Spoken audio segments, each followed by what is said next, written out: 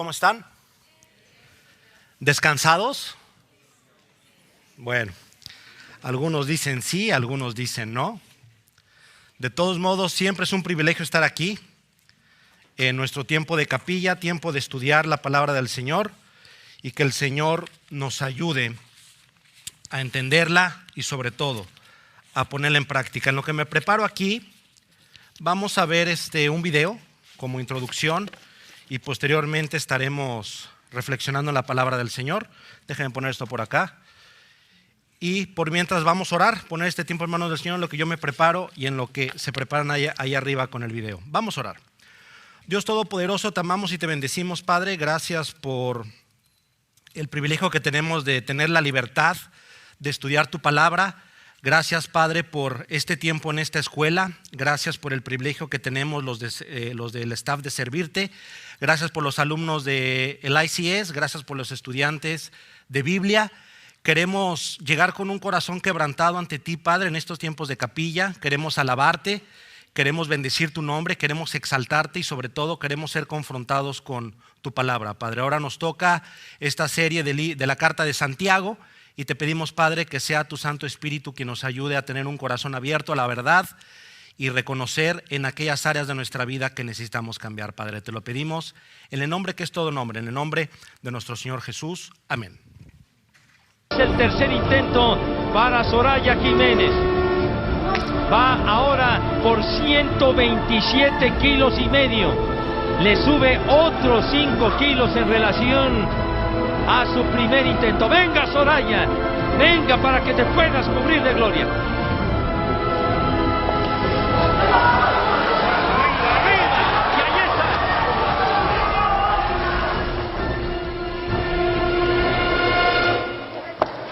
Y Soraya lo tiene. Soraya levanta la barra.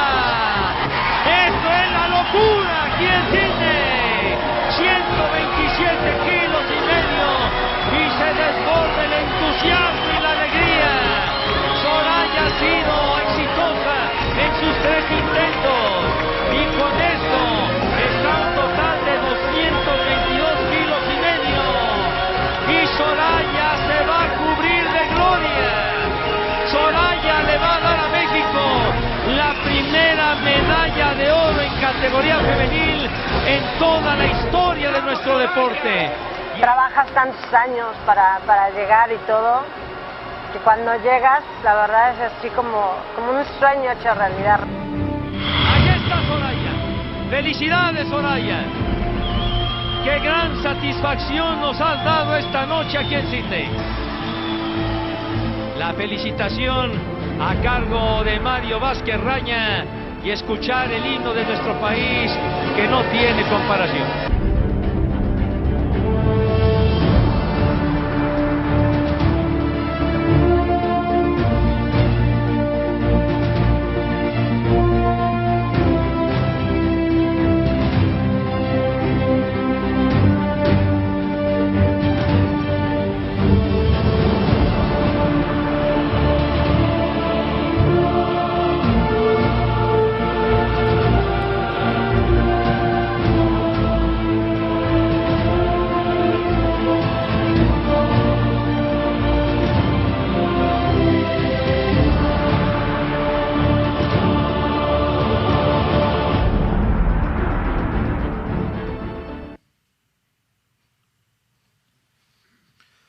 Bueno, la halterofilia o levantamiento de pesas es un deporte que consiste en el levantamiento del máximo peso posible en una barra en cuyos extremos se ponen todas las pesas, y creo que todos nosotros estamos familiarizados con este deporte olímpico. La halterofilia formó parte de los deportes olímpicos en los Juegos Olímpicos de Atenas desde 1896 y en los de San Luis en 1904. Aunque desapareció en 1908, se reincorporó esta disciplina en los Juegos de Amberes de 1920. La categoría femenina no entró en el programa hasta los Juegos Olímpicos de Sydney 2000, que fue precisamente el video que vimos. En esta modalidad, en esta disciplina, existen dos maneras de poder levantar, en el que las reglas de esta disciplina te permiten levantar el peso y soportarlo. La primera es la arrancada, que de a una levantas el peso y no hay ningún momento de espera. Y la segunda, que fue la que vimos y la que pueden ver en pantalla, es la técnica de 2 tiempos. Este ejercicio consiste en levantar la barra desde el suelo hasta los hombros con una sentadilla. Posteriormente se recupera en posición de pie para iniciar la segunda fase denominada jerk, realizando una flexión en las piernas, empujando la barra por encima de la cabeza con una tijera al mismo tiempo.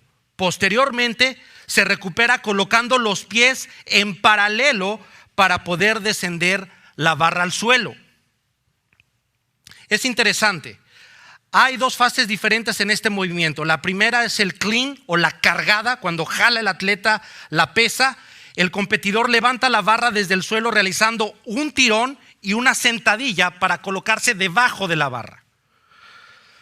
Los codos del levantador o del atleta deben estar hacia arriba para soportar todo el peso de la barra por encima de la cabeza. Toma el impulso con las piernas y extendiendo los brazos por completo. El atleta debe mantener los pies en el mismo plano durante todo el proceso y extender la segunda fase de las piernas completamente.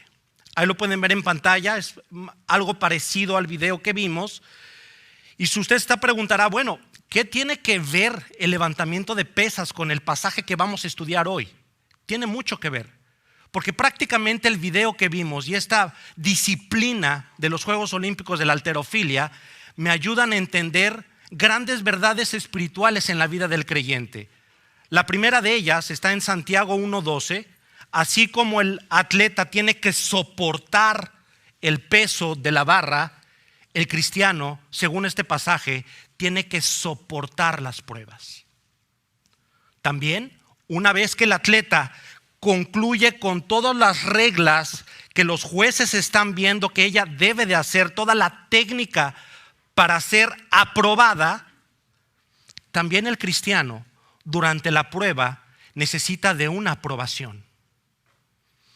Y por último, así como el atleta, como lo pudimos ver en pantalla, una vez que él sabe que cumplió con todos los requerimientos que marca la disciplina olímpica y el comité olímpico, ellos dejan caer la barra y empieza a festejar, empieza a brincar, todo es felicidad, todo es gozo y posteriormente pasa al podio para recibir la recompensa que el Comité Olímpico promete a los ganadores, que es la medalla de oro. De misma manera, el creyente, una vez que soporta la prueba, una vez que ha sido aprobado por Dios durante la prueba, la Biblia dice que vas a recibir la recompensa y esa recompensa es la corona de vida. Esto es la primera parte que me ayuda a ilustrar con este video de halterofilia grandes verdades para tu vida hoy día. Grandes verdades que no puedes negar, que sí o sí ha sido tentado, ha sido probado, mejor dicho. Y la segunda parte de este sermón, como lo pueden ver en pantalla, nos habla de una segunda realidad en tu vida, en mi vida, de todo nacido de nuevo, de toda persona que ha confesado que Jesús es el Mesías. Y se habla de la tentación, se habla del pecado, se habla de la concupiscencia. Y vamos a encontrar grandes verdades que nos debemos de poner atención en nuestra vida espiritual como creyentes, como estudiantes, como miembros del staff, como futuros misioneros para América Latina. La concupiscencia tiene mucha influencia en ti. Es por tal motivo que el título de este sermón lo he llamado La prueba y la tentación, dos realidades en la vida del cristiano. Acompáñenme por favor a la lectura, Santiago 1, 12, 13, lo puede ver en pantalla. Dice la palabra del Señor: bienaventurado el varón que soporta la prueba, porque cuando salga aprobado recibirá la corona de la vida que prometió a los que le aman. Nadie que es tentado diga: soy tentado por Dios, porque Dios no puede ser tentado por el mal, ni Él tienta a nadie. Versículo 14 de Santiago 1, sino que cada uno es tentado cuando es atraído por la propia concupiscencia y seducido. Entonces la concupiscencia, después que ha concebido, engendra el pecado, y el pecado ya desarrollado da a luz la muerte. Mis hermanos, esto es una realidad en tu vida. Esto ha sido una realidad en mi vida. Ninguno de los que estamos aquí podemos decir nunca he sido probado y nunca he sido tentado. Algunas versiones traducen el versículo 12 que soporta la tentación. Estoy citando la Biblia textual, entre otras, que no se inclinan por poner tentación en esta parte del pasaje. Lo pueden ver en pantalla. La primera realidad en tu vida y en mi vida es la prueba. Sí o sí vas a ser probado, con diferentes motivos, con diferentes circunstancias, con un propósito divino. Dice la palabra textual, la Biblia textual, en el versículo 12, bienaventurado el varón que soporta la prueba, porque cuando salga aprobado recibirá la corona de la vida que prometió a los que le aman. Este mismo pasaje en la versión Reina Valera actualizada lo presenta así: bienaventurado el hombre que persevera bajo la prueba, porque cuando haya sido aprobado recibirá la corona de la vida que Dios ha prometido a los que le aman. Y por último, la Biblia de las Américas habla de la siguiente manera y dice así: bienaventurado el hombre que persevera bajo la prueba, porque una vez que ha sido aprobado recibirá la corona de la vida que el Señor ha prometido a los que le aman. Permíteme preguntarte en esta mañana, ¿cuál es la prueba que estás experimentando? ¿Por qué te pregunto esto? Porque vamos a ver algunas verdades bíblicas que salen de este pasaje. Solamente del versículo 12 hay mucho material que debemos de considerar y que el cristiano, así como tú y como un servidor, debe de tener bien presente en este proceso de la prueba. La primera gran verdad que podemos entender de este pasaje del versículo 12 es que la prueba es el resultado de un proceso. La prueba no inicia de repente, pero no se va a acabar inmediatamente, no es un acto puntual.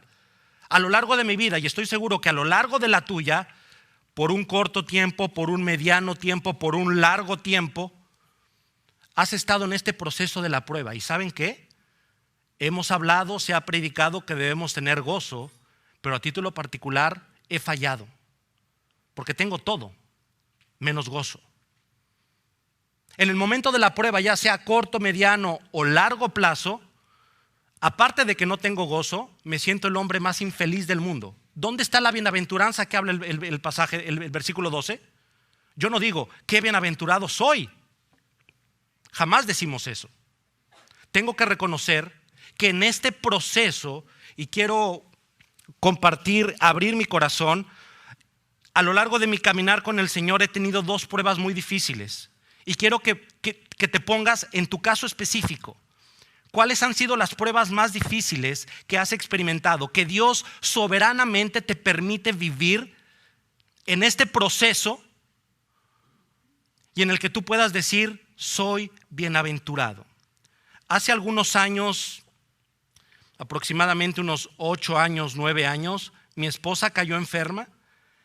Fue un proceso de mediano plazo, fue un año de prueba en el que yo no sabía qué hacer. No voy a entrar en detalles de la enfermedad, pero de una manera u otra durante un año el Señor me mostró muchísimas cosas de mi ser. Me mostró mi incredulidad, me mostró mi egoísmo, me mostró muchos aspectos que no honran al Señor y que estoy lidiando todos los días. Y estoy seguro que en la prueba que estás experimentando hoy día, tú no eres la excepción. En este proceso, en este tiempo, en este lapso que llevas, el Señor, estoy seguro que está tratando contigo. Es un proceso. No pretendas cristiano, no pretendas creyente, no pretendas nacido de nuevo por la gracia de Dios, que la prueba es algo rápido. Es un proceso y necesitamos aprender a lidiar con eso. Después de que Dios mostró su ayuda, su gracia en esta situación de salud con mi esposa, sí, vino la felicidad. Vino primero la incredulidad, de una manera increíble que actuó el Señor. Y posteriormente, después que caché lo que estaba pasando, realmente me puse muy feliz. Y sí pude decir, soy bienaventurado. La palabra bienaventurado es la palabra que pueden ver en pantalla, Macarios. Es interesante, se utiliza 46 veces en todo el Nuevo Testamento. Y la idea que da esta palabra es que la persona bienaventurada o el hombre bienaventurado está caracterizado por la felicidad y ser altamente favorecido. Es la idea o el sentido que pretende esta palabra traducida al español como bienaventurado. Bueno, tengo que reconocer públicamente que esto no está en el momento de la prueba. Y estoy seguro que tú tampoco tienes esto. Tengo que reconocer y espero que el Señor te orille a través del Espíritu Santo a reconocer que la bienaventuranza es lo último que pensamos en la prueba. Pero esta parte de la Biblia nos está indicando que eres bienaventurado. Hermano en la fe, ¿tienes una prueba? Sí. Bueno, la Biblia dice que eres caracterizado por la felicidad. Estás altamente favorecido a pesar de las circunstancias divinamente y permitidas por nuestro Dios. Yo te animo a que si estás pasando una prueba en este momento, consideres bienaventurado el varón que soporta la prueba. Es un proceso, mi hermano. Eventualmente entenderás. Cuando hablamos de esto, quiero pensar en una prueba. ¿Qué tal Job? ¿Fue instantáneo todo? ¿Fue un proceso relativamente rápido, según el relato, que perdió su dinero, sus riquezas, sus bienes, perdió sus hijos, todos de un jalón? Y aparte perdió su salud. Quiero pensar en Nehemías. La oposición que tuvo para la reconstrucción de los muros por Sanbalat, toda la oposición que obtuvo. Quiero pensar en un Pablo, los azotes, las persecuciones, el apedreo que sufrió por un proceso, durante un proceso hubo la prueba. Y quiero que pensemos en nuestro Mesías, en aquel momento de Getsemaní que fue entregado y empezó su largo camino y doloroso camino hacia la cruz del Calvario. Bueno, es que si estos personajes hay evidencia bíblica que la prueba fue un proceso, que experimentaron proceso, ¿qué podemos nosotros esperar acerca de la prueba? Es que sí o sí vas a ser probado. Te animo para que digas, soy un hombre, soy una mujer bienaventurada en medio de la prueba. La segunda verdad que quiero resaltar en esta mañana es que el hombre bienaventurado, según el versículo 12, implica perseverancia. Algunas versiones lo ponen como que soporta la prueba, como lo puede ver en pantalla, y otras versiones lo ponen como perseverancia.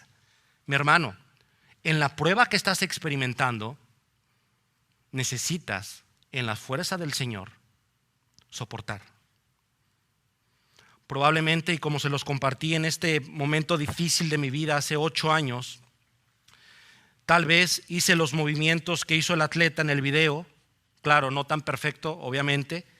Tal vez le di el tirón, hice una cunclilla, me puse aquí la pesa, levanté y después hice el movimiento y empecé a tambalear. ¿Vieron cómo la atleta empezó a tambalear? Tal vez tú estás así. Tal vez estás soportando la prueba y estás tambaleando y no te puedes estabilizar para ser aprobado por Dios. Te suplico, cristiano, hermano en la fe, te suplico que perseveres. La Biblia es clara, tienes que soportar, tienes que perseverar mientras estás cargando esta prueba. La idea es resistir, la idea es una acción continua. Tienes que continuar soportando, tienes que aguantar mientras dura la prueba. No olvidemos esto nunca, mis hermanos. El hombre bienaventurado no solamente es el resultado de un proceso, sino que también el hombre bienaventurado está dispuesto a tener perseverancia en la prueba. No te rindas, no tires la toalla. La prueba necesita perseverancia. Soporta, resiste, aguanta. Posteriormente, hay una gran verdad. El hombre bienaventurado requiere aprobación. Nuestro texto dice, porque vean el sentido de este pasaje. Me voy a permitir abrir mi Biblia para leerlo completo y posteriormente estaremos analizando esta conjunción porque. Dice la palabra, bienaventurado el varón que soporta la prueba, porque. Esto me está indicando, me está dando el motivo por el cual aquella persona que soporta la prueba es bienaventurada. Requiere aprobación. Es el primer paso que necesitamos entender. Usted requiere aprobación. Llegar a ser o asumir una condición. En el caminar en el Señor, y seguramente usted no podrá desmentir esto, existen estas circunstancias, estas pruebas, estos momentos que yo no escogería voluntariamente pasar, y ustedes tampoco, pero que Dios soberanamente permite el experimento, la vivencia de esta experiencia con un propósito. Pero la realidad de las cosas es que mientras estás en la prueba, a menos así me pasa a mí, he experimentado momentos en los que sinceramente yo no veo cuando Dios dice, aprendiste la lección, aprendiste, eso es lo que quería de ti, aprendiste humildad, aprendiste el servicio, ya le bajaste a tu ego, ya le bajaste a tus ínfulas de superioridad, ya eres humilde, estás aprendiendo humildad, estás a los pies de la cruz, te estás semejando a Cristo. Existe algo que tú necesitas ser aprobado por Dios. Cuando Dios vea, así como los jueces ven que se reúnen los requisitos técnicos de la disciplina del levantamiento de pesas, de la misma manera, Dios dice, ahorita cumpliste con todo lo que yo quería mostrarte. Estás aprobado, hijo mío. Estás aprobado. Necesitas aprobación, no de un juez humano, del Dios creador del universo, al cual le perteneces por la gracia de Dios. Necesitas ser aprobado. Es interesante, la palabra prueba implica un examen para que demuestre ser algo genuino o puro. Es la idea de la palabra que se utiliza en el idioma original. Entonces Dios te va a probar, necesitas perseverar, necesitas soportar la prueba, porque es en este momento cuando Dios te va a decir, genuino cristiano, depende de mí y no de las circunstancias. Estás aprobado. Sigue adelante. ¿Qué estás pasando en este momento, mi hermano? Es común escuchar aquí en este lugar de alumnos que suspenden sus estudios porque su papá, su mamá, su hermana, su hermano, algún familiar cae enfermo y tienen que abandonar sus estudios para irse. Es común escuchar el fallecimiento de miembros de nuestra familia, hablo como personal. Es común escuchar que Dios soberanamente permite una circunstancia, una prueba, para enseñarte algo. Y tu tarea es decirle, Señor, ¿qué quieres enseñarme? Luego entonces, el hombre bienaventurado es el resultado de un proceso. El hombre bienaventurado implica perseverancia y el hombre bienaventurado requiere aprobación. La cosa se está poniendo mejor. No solamente son estos 3 puntos que hemos estado viendo, sino que también el hombre bienaventurado recibe recompensa, recibirá la corona de vida. Es interesante, esta frase corona de vida o corona de la vida solamente aparece 2 veces en la Biblia. Una en nuestro pasaje que estamos estudiando y la segunda la podemos ver en Apocalipsis 2, 8 al 11. Dice, escribe al ángel de la iglesia en Esmirna. Esto dice ¿quién? El primero y el postrero, el que estuvo muerto y volvió a vivir. Vean lo que dice. Sé tu tribulación y tu pobreza, pero eres rico. y la blasfemia de los que dicen ser judíos y no lo son, sino sinagoga de Satanás. No temas lo que vas a padecer. He aquí, el diablo está a punto de echar en la cárcel a alguno de vosotros, para que seáis probados, y tendréis una tribulación en 10 días. Sé fiel hasta la muerte, y yo te daré la corona de la vida. El que tiene oído, oiga qué dice el Espíritu de las iglesias. El que venza no sufrirá daño en la muerte segunda. Mis hermanos, esto es una gran verdad. Es que el hombre bienaventurado no solamente es el resultado de un proceso, no solamente implica perseverancia, no solamente implica una aprobación por parte de Dios, sino después de que seas aprobado, el Señor te va a dar las recompensas divinas, esas incorruptibles. La palabra corona aparece varias veces en el Nuevo Testamento y hace alguna alusión a una corona incorruptible, a una corona de justicia, a una corona de vida o de la vida. Esta frase en nuestro pasaje de Santiago, recibirá la corona de vida, hace una alusión explícita a la vida eterna. Te tengo una excelente noticia. La consumación de la vida eterna está por venir. Se cumplieron las promesas en Cristo, vino, murió, resucitó, escuchaste el evangelio, creíste, recibiste todas las bendiciones espirituales que hay en Jesús. Sí, fueron cumplidas, sí, pero la consumación está por venir y la vida eterna no es una excepción. ¿Te podrás imaginar estar físicamente con Dios para toda la eternidad? Yo sí me lo imagino y me emociona, porque ahí se consume la promesa. Ahora, nosotros nos podríamos preguntar, bueno, entiendo que voy a recibir en algún momento divinamente planeado estas promesas, pero nosotros nos podemos preguntar en este punto, ¿realmente Jesús prometió vida eterna? Y la respuesta debe ser un rotundo sí. ¿Será que puedo tener la seguridad del cumplimiento? Sí. ¿De su consumación? También. ¿Cuándo se cumplirán? No lo sabemos. No hay ninguna persona que sepa cuándo va a pasar esto. No hay nadie. Solamente le corresponde a nuestro Señor saber eso. A Dios Padre, solamente Él sabe cuándo va a pasar la consumación. Pero es interesante, para contestar estas preguntas, la consumación realmente es algo 100% seguro.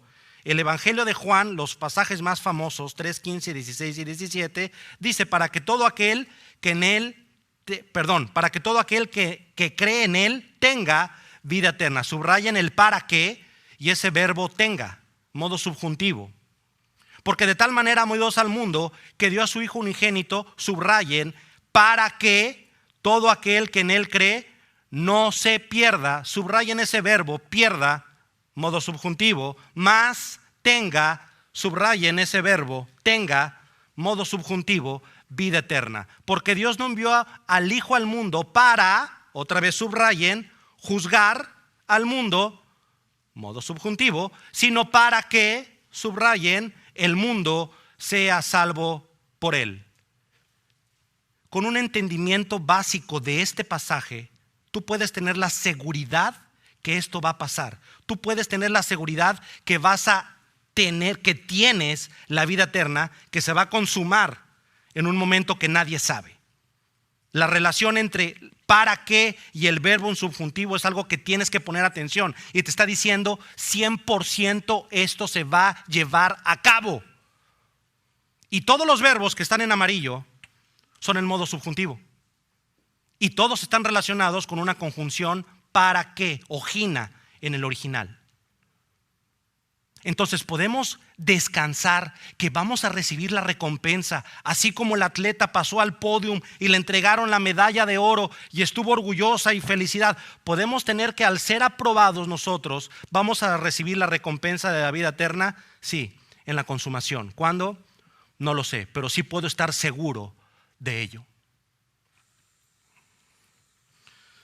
En conclusión del primer pasaje, del primer versículo, el hombre bienaventurado es el resultado de un proceso, hermano, en la fe. Implica perseverancia, no te rindas, soporta, aguanta, resiste, continúa soportando la prueba. Requiere aprobación. Va a llegar un momento en que Dios dice, aprobado. Recibe recompensa, y las recompensas, no cualquier recompensa, sino de la que Dios prometió a los que le aman. Y tú estás incluido ahí, la vida eterna. La segunda realidad, recuerden, el título de este sermón es la prueba y la tentación. Dos realidades en la vida del cristiano. La segunda pertenece a la tentación. Nadie que es tentado diga, soy tentado por Dios, porque Dios no puede ser tentado por el mal, ni Él tienta a nadie, sino que cada uno es tentado cuando es atraído por la propia concupiscencia y seducido. Es interesante, si nosotros observamos este pasaje, los verbos que ya sea participios o tiempo presente que están ahí subrayados en amarillo, es interesante, todos están en voz pasiva, es decir, alguien más hace la acción, pero está implícita una negación. Dice, nadie que es tentado diga, yo soy tentado ¿por quién? No, Dios no actúa en la tentación. Este pasaje se encarga de exaltar la santidad de Dios. Es decir, Dios no puede ser tentado por el mal y Él jamás va a tentar a nadie. Él jamás lo va a hacer. El único verbo que está en verde, ahí en pantalla, que está en voz activa, es que ni Él tienta a nadie, con la negación implícita. Él jamás va a tentar a un hijo de Él. Entonces la pregunta, cuando yo vi este verbo, es tentado, me hice la pregunta, bueno, debería estar en voz activa, ¿no? Porque yo soy el que mi propia concupiscencia, bueno, estrictamente y de acuerdo al texto, no eres tú. La pregunta es, ¿quién? La pregunta que me hice es, ¿quién? ¿Quién va? ¿Quién me tienta? ¿Quién se encarga de desenfocarme en mi vida en santidad para hacer las cosas malas? Bueno, vámonos a Romanos. Dice Romanos 7:14, no está en pantalla, síganme con su oído, por favor. Porque sabemos que la ley es espiritual, pero yo soy carnal, vendido al pecado, dice el apóstol Pablo, porque lo que hago no lo comprendo, pues no hago lo que quiero, sino lo que aborrezco, eso hago. Y si lo que no quiero, eso hago, apruebo que la ley es buena. Así que ya no soy yo el que hace esto, sino el pecado que mora en mí. Porque yo ya sé que en mí, esto es, en mi carne, no mora el bien, porque el querer está en mí, pero no el hacer lo bueno. Pues no hago el bien que quiero, sino el mal que no quiero, este hago. Y si lo que no quiero, eso hago, ya no obro yo mismo, sino el pecado que mora en mí. Así que, queriendo yo hacer lo bueno, hallo esta ley. El mal está en mí, porque según el hombre interior me deleito en la ley de Dios, pero veo otra ley en mis miembros que combate contra la ley de mi mente y me encadena con la ley del pecado que está en mis miembros. Miserable de mí, ¿quién me libertará de este cuerpo de muerte? Gracias sean dadas a Dios por Jesucristo nuestro Señor. Así pues yo mismo sirvo con la mente a la ley de Dios, pero con la carne a la ley del pecado. Juan 1, primera de carta de Juan 1, 8, 10 dice, si dijéramos que no tenemos pecado, nos engañamos a nosotros mismos y la verdad no está en nosotros.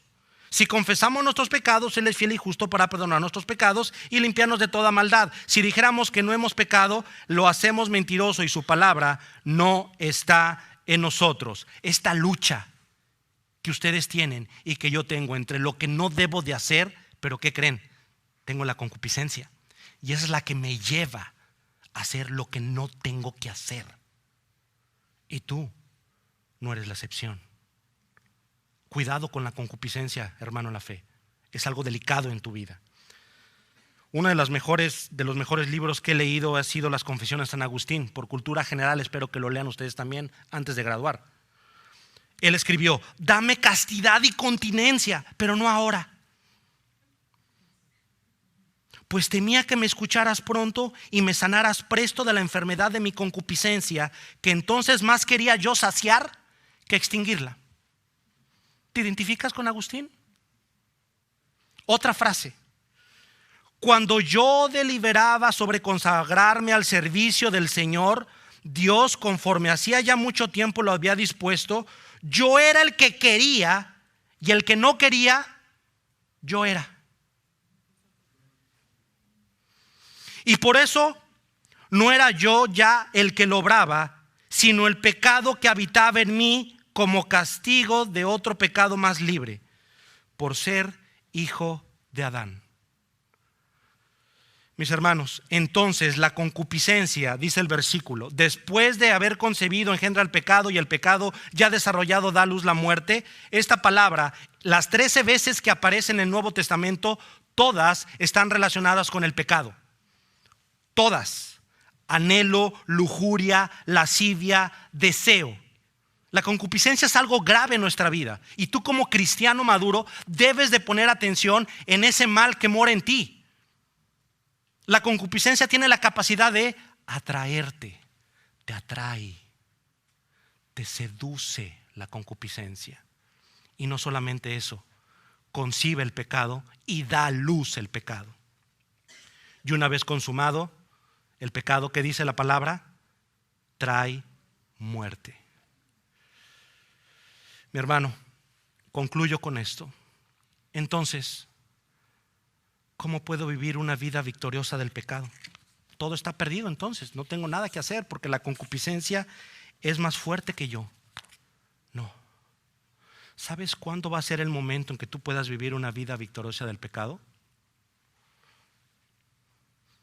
Cuando decidas vivir el Evangelio, porque el Evangelio también es para ti, ya una vez justificado, con vida eterna y todas las bendiciones. Vive el Evangelio. Es para ti. No te lo pierdas. El Evangelio es para ti. Según Romanos 6:1 dice: ¿qué pues diremos? ¿Permanezcamos en el pecado para que la gracia abunde? De ninguna manera, porque lo que hemos muerto al pecado, ¿cómo viviremos aún en él? Versículo 6: sabiendo esto, que nuestro viejo hombre fue crucificado juntamente con él, a fin de que el cuerpo del pecado fuera desactivado para no servir más al pecado. Así también vosotros, consideraos muertos al pecado, pero vivos para con Dios en Cristo Jesús. No reine pues el pecado en vuestro cuerpo mortal, pero que obedezcáis a sus concupiscencias. Estás muerto al pecado, estás vivo para con Dios en Cristo. ¿Será posible que vivas tu vida viviendo el Evangelio o no? Oremos. Padre, reconocemos que tenemos un problema serio, Padre.